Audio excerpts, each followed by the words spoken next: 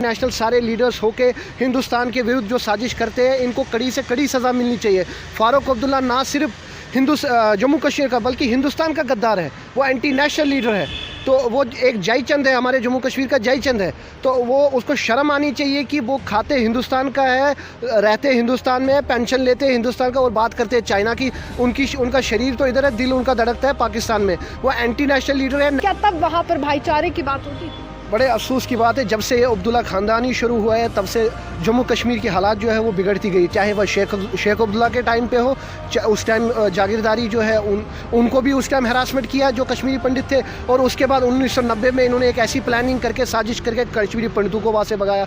और तब से हैरानी की बात है 1990 से आज तक इन्होंने एक वर्ड नहीं कहा कश्मीरी पंडितों के लिए। उनका वो किस कंडीशन में रह रहे हैं, जगती में कावे से महबूब मुफ्ती, लेकिन अभी तक क्या कश्मीरी पंडित में वो विश्वास जागा है कि वो कश्मीर वापस जा सके? क्या वो सेंस ऑफ सिक्योरिटी वो महसूस करते हैं जो उस समय नहीं थी? देखिए, हिंदुस्तान गवर्नमेंट कर रही है रिटर्न पैकेज के लिए बात, लेकिन ये कश्मीर, ये जो महबूबा मुफ्ती, ये गुपकार बेस्ड लीडर्स जो है डॉक्टर फारूक अब्दुल्ला है, ये नहीं चाहते कि कश्मीरी पंडित वापस आए। ये नहीं चाहते। यही जो ऐसे लीडर है जो चाहते हैं कश्मीरियों को वहाँ प्रोवोक करते हैं हमारे कि ये पंडित आ रहे हैं वहाँ पे, उनको उनके आ रहे हैं।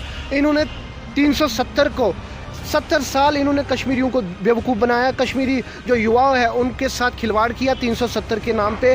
कभी इन्होंने पाकिस्तान के नाम पे, कभी इन्होंने आज़ादी के नाम पे। और ये वही लीडर्स है जिन्होंने, जब कश्मीरी पंडित वहाँ से भागे तो ये वही लीडर्स है जिन्होंने उस टाइम खुशियाँ मनाई, कि कश्मीरी पंडित यहाँ से भाग गए। ये वही लीडर्स है जब स्टोन पेल्टिंग में कश्मीरी नौजवान मारे गए, जब वो ब्लाइंड हुए, तब महबूबा मुफ्ती को अपनी कुर्सी से प्यार था। तब महबूबा मुफ्ती ने पैलेट गन्स उन पर यूज़ कराए। स्पष्ट रूप से कह रहे कि हमें स्टेटहुड वापस चाहिए, हमें जम्मू को अलग राज्य का दर्जा दिलाना है। कश्मीर की बात नहीं है, लेकिन जम्मू को अलग राज्य दिया। लद्दाख इन्हीं की वजह से गया, इन्हीं कश्मीर बेस्ड लीडर्स की वजह से। कश्मीर में 370 गया, इन्हीं की वजह से गया। ये जो जम्मू कश्मीर की हालत हुई, ये 370 जो हटा, यूटी बना, इन्हीं लीडर्स की वजह से। और मगरमच्छ के आंसू आज कश्मीर में कहते हैं कि 370 हमें लड़ना है, 370 के लिए। और रही बात आपकी जो गुपकार डिक्लेरेशन यहाँ की बात कर रहे हैं, जम्मू डिक्लेरेशन की, तो मैं ये कहना चाहता हूँ कि जल्द ऐसा समय आएगा, आप देखेंगे अगर यही कंडीशन रही तो जम्मू अलग स्टेट बनेगा। और बनना भी चाहिए, क्योंकि जिस हिसाब से ये कश्मीर बेस्ड लीडर्स जो है, जिस हिसाब से ये प्रोवोक करते हैं, जिस हिसाब से ये सोचते हैं कि सेंट्रल गवर्नमेंट हमारी गुलाम है, हम रहना है, तो एजुटेशन का सहारा। देखिए, भाजपा ने अगर कुछ किया होता तो लोग, आप देखिए डेली वेजर देखिए, युवा देखिए जो बीजेपी पार्टी के ऑफिस के बाहर प्रोटेस्ट करते हैं, धरना प्रदर्शन करते हैं, चाहे पीएचई डेली वेजर हो, चाहे कोई भी फिजिकल एजुकेशन वाले कोई भी हो, क्यों करते हैं? जब भाजपा ने कुछ किया होता। रविंद्र रैना जी कहते हैं हमने विकास किया, हमने बहुत कुछ किया, हमने एसआरओ के मुद्दे सॉल्व किए। क्या किया मुझे ये बताइए ना। फिर लोग क्यों प्रोटेस्ट कर रहे हैं? युवा क्यों सड़कों पे है? पंडित क्यों सड़कों पे है? जम्मू के युवा क्यों सड़कों पे है? ओवर एज यूथ क्यों सड़कों पे है? लेकिन इन्होंने कुछ नहीं किया। भाजपा ने जितने भी दावे किए खोखले किए। अब ये मजबूरी, ये भाजपा को एक करारा थप्पड़ है। स्टेट असेंबली में बात कर पाए तो किया क्या इन्होंने? रविंद्र रैना भी तो असेंबली में थे, क्या किया उन्होंने? नमस्कार, आप जुड़ चुके हैं श्री न्यूज़ के साथ, मैं हूँ रूहानी। धारा 370 को हटे हुए 1 साल से भी ज़्यादा समय हो चुका है, लेकिन कश्मीरी नेताओं के जहन में आज भी धारा 370 जिंदा है। और ये वो धारा है जिसको लेकर तमाम चुनावों से बहिष्कार भी किया गया, जिसको लेकर कहा गया कश्मीर की जनता को कि हम इसके संरक्षण के लिए कुछ भी करेंगे। लेकिन यहाँ पर संरक्षण नहीं हो पाया, बल्कि यहाँ पर जो है केंद्र सरकार ने प्रचंड बहुमत पाते ही उस धारा को जम्मू कश्मीर से हटा दिया। वहीं अगर हम कहें तो दोनों जो तबके हैं, दोनों राजनीतिक दल हैं, उनके तर्क अलग रहते हैं। यानी कि कश्मीर के राजनीतिक दल अपने तर्क देते हैं कि धारा 370 जब जम्मू कश्मीर में थी तो काफ़ी फायदे जम्मू कश्मीर वासियों को मिलते थे। वहीं दूसरी ओर भाजपा की जो केंद्र सरकार है, एनडीए का जो शासन चल रहा है, वो स्पष्ट रूप से यही कहते हैं कि इसमें नुकसान ही नुकसान था, बाधा था, और अब विकास जो है यहाँ पर आना शुरू है। लेकिन इसके बाद सियासत चरण पर है, क्योंकि कहीं ना कहीं तमाम जो नेता है, जो नज़रबंद थे, उनको रिहा कर दिया है। और अहम अगर हम कहें कड़ी इसमें जम्मू कश्मीर की पूर्व मुख्यमंत्री महबूबा मुफ्ती से भी जोड़ी जाती है। आज भी वही बयान है, आज भी वही तर्क है, आज भी वही उग्र रूप जो है महबूबा मुफ्ती का देखने को मिल रहा है।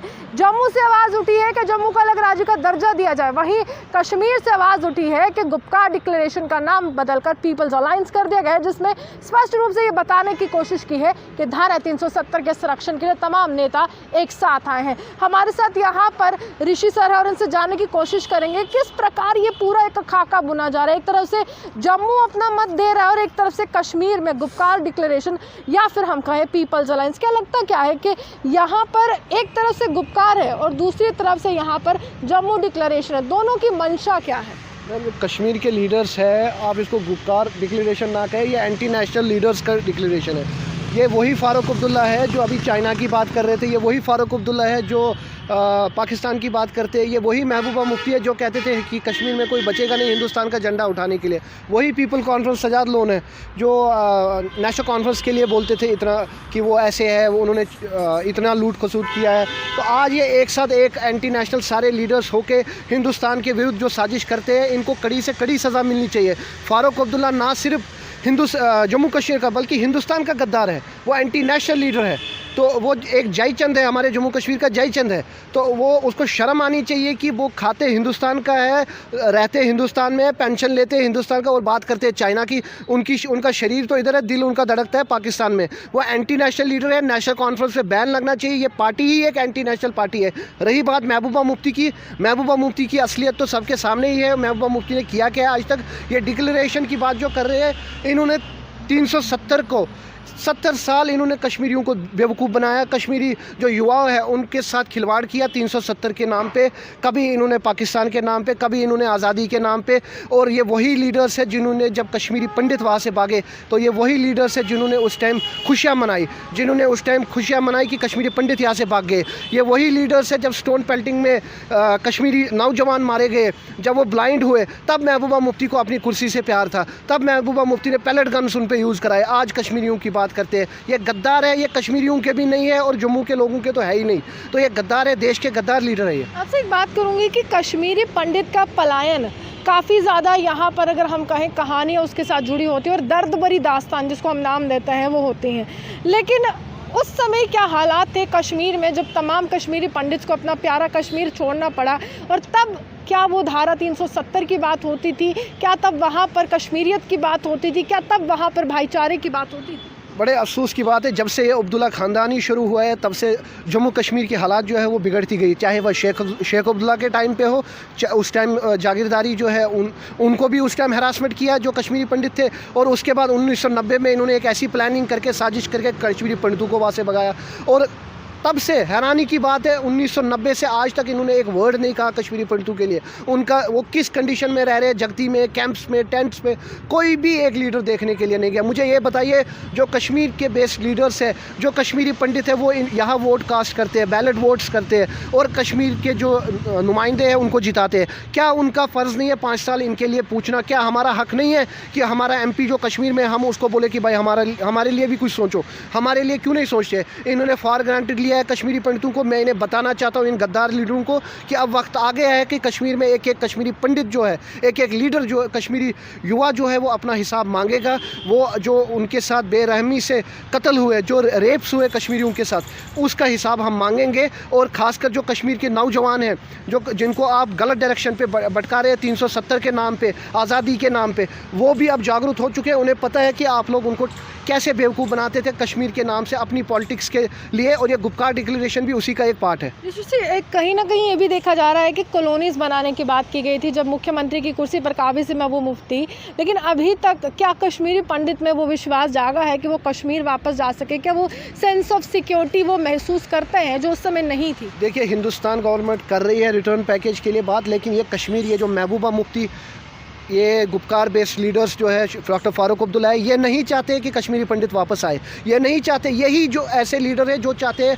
कश्मीरियों को वहाँ प्रोवोक करते हैं हमारे कि ये पंडित आ रहे हैं वहाँ पे, उनको उनके अगेंस्ट भड़काते हैं। इन्होंने आज तक राजनीति ऐसी की। और मैं केंद्र सरकार से ये मांग करता हूँ, जब कश्मीर की सिचुएशन ठीक हो, जब कश्मीरी पंडित्स का जो जैसे एनक्रोचमेंट लैंड में हुई है, उनके घर जलाए गए, उसका जब मुआवजा उनको मिले, उनके साथ बैठ के सेटलमेंट हो। और हमको ये मांग करते हैं कि वन टाइम सेटलमेंट किया जाए कश्मीरी पंडित्स को। जो कश्मीर जाना चाहता है वो जाए, जो नहीं जाना चाहता है वो ना जाए। तो कोई फोर्स इसमें ज़बरदस्ती नहीं होनी चाहिए। लेकिन भाजपा की सरकार कहती है हमने तो बहुत कुछ किया है, केंद्र कहता है हमने तो बहुत कुछ किया है कश्मीरी पंडित्स के लिए। हमने यहाँ पर MLCs दिए हैं, हमने उनको जगती में बसाया है, हमने वो पलायन का दौर देखा और मदद की है।